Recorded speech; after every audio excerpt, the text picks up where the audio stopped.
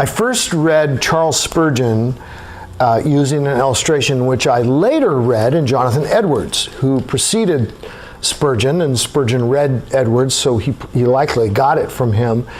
But they both were talking about how we will be like vessels in heaven, and all vessels will be filled with happiness.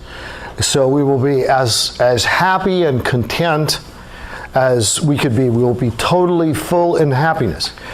But he says, as we live our life, they both said, as we live our lives here and we serve him, through our degree of faithfulness and through the works that we do, we enlarge the capacity of our vessels.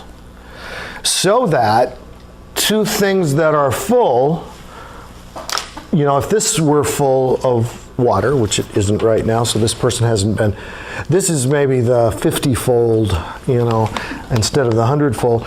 But if this was full, but then you got the coffee container back there, if it was full, and then you've got a swimming pool if it's full, and then you've got an ocean if it's full. So, obviously something can be full and have way more or way less than something else. So that is maybe one way.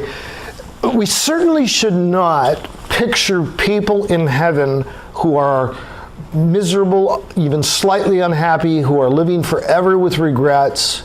I think everybody will be able to grow in their capacity and learn and all of that. But I also think it's true that there are those who